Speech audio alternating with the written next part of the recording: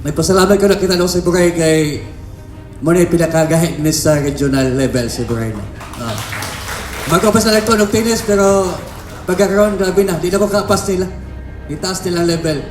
Napay coming na to si Absidi. Then isa po sa mentor sa Miss Ok na si Sir Olmedo ninyo.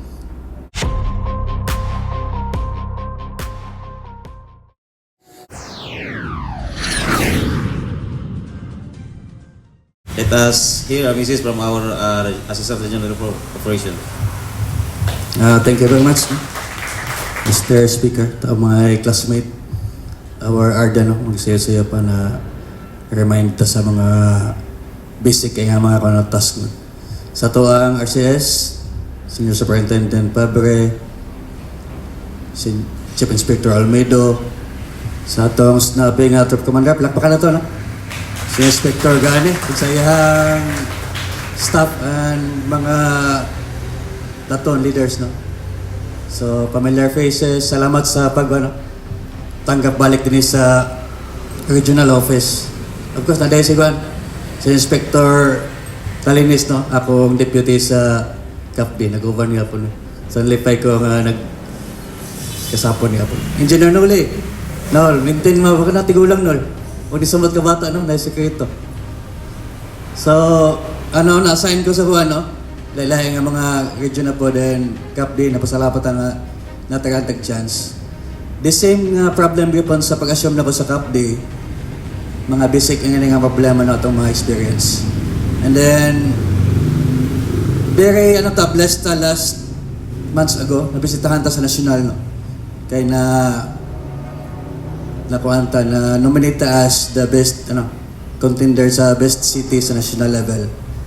Then isang na-remind ta na-reinforce sa to ang dapat nga ang katong gaingon ni General Castro nga nalimtan na to. Dili lang ang senior officer dapat nga mag-question sa ato tanan, no? Kita tanan ay as mga senior officer, senior non-NCO, natay obligasyon, part sa ito ang gipanumpaan dahil pagsulod na ito sa bureau, nga mag-question sa itong mga kauban. Dili lang kay nasa mga top na no? Officer sa mag-question. Apil sa itong sweldo, mag-remind sa itong mga kauban. Apil na siya. Aside sa wearing sa uniform, aside sa pagsunod sa laws and regulations sa itong office, pinaka-basic is katong mukots ta sa ito ang mga junior na next sa ito. Kaya kung mawala ng mga senior, kinsa pa may bukod sa ito mga bago, no? So, kinahanglan siya. So, daghang mga innovation kuan sa CAPD kabahin sa kaning disiplina. Pag-assume na ko sa CAPD, taas kayong environment sa oriente, no? Taas kayo kay kato. Under ang aircon, wala gagamit, under ang computer, manguli na, bilang semana, pagbalik pa ma-off, no? So the same problem, atong kita ang solusyon nga magbutan tag in charge sa kada isa ka opisina. Nag-in charge siya, no? Mag-steward sa pagpatay sa kurente, pagpalong sa mga tubig, pagpatay sa aircon, no? Obligasyon na to, no? Obligasyon na to na. Dili lang sa senior officer, dili lang sa kwan. Kita tanan na, no? Katong ingon na caution your, no? Caution your junior and teach them the right way. So itong palakpakan balik itong speaker, Inspector Dexter Mabalod. Kay nihungong siya sa okay na, sir, mas kusog pa nung palakpak kay na kaysa kuha. So palakpakan ito kusog, speaker. Gikan sila na, no? Ako ang mentor sa tennis, sila nagtudlos ako dito. Nalipay ko nga, until now, wala po ko yung maintenance, na-maintain ako ang state of health sa ating level tungkol sa mga instructor to sa tennis. Sila ang mga maing laki sa Lanao, sa tennis. So muna nga, gidalan ako asa ko na-assign, nag-coach kong tennis, mga basic lang. Then daghang po ni Suon, no? Ni Suon. Pati sa CAPD, daghang po na-inspired, no? Bisag napugo sila, but sa kadugayan na, nalipay naman sila. May pasalamat ko na kita sa Bugay kay muna pinakagahit ni sa regional level sa Bugay na. Magkapas na lang ito ng tennis, pero pagkakaroon, grabe na, di na ko kapas nila. Itaas nilang level. Napay coming na to si Absidi. No? Then isa po sa mentor sa Miss Ok na si Sir Olmedo ninyo. So, gi-encourage nyo kang tanan mapil sa tennis na betong wala pag-sports kay sa gaingon ako, sa tanan ng mga station assignan ako, pressured kita no, daghang kita trabaho, balik-balik. The more nga mag-routine ta ani, the more nga unhappy sa tong trabaho ta. Once nga ma-inject ang sports sa atong life day, kuan kita no, eager ta mo trabaho, dili ta dali makapoy, dili ta dali maluya. So magwapo ang atong performance sa trabaho kung happy ta mo trabaho. Sa speaker kanina ako ikonek yung mention niya nga i-shortcut na ako to kung na dumduman ako kasi tungkol sa taas yung kuan. Ang shortcut ay ingon niya nga life should be lived once no. Kinol ba na, di ba? Kaisa lang, wag na may balik dali, pagkapatay, wala ni balik.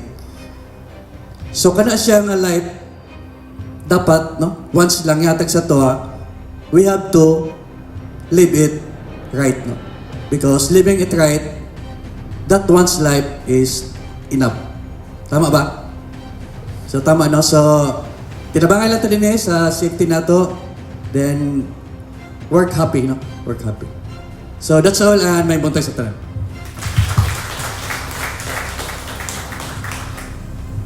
Thank you, sir. Any other division nga magkuan? There will be done.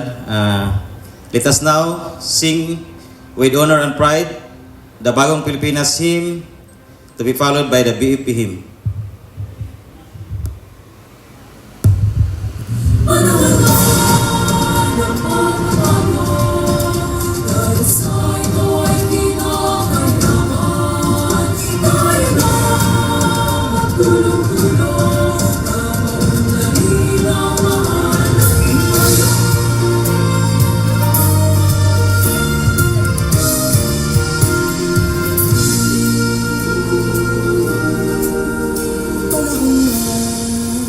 Pagbabago dahil sa ito ay kinakailangan tayo na magtulong-tulong na paunlarin ang mahal natin.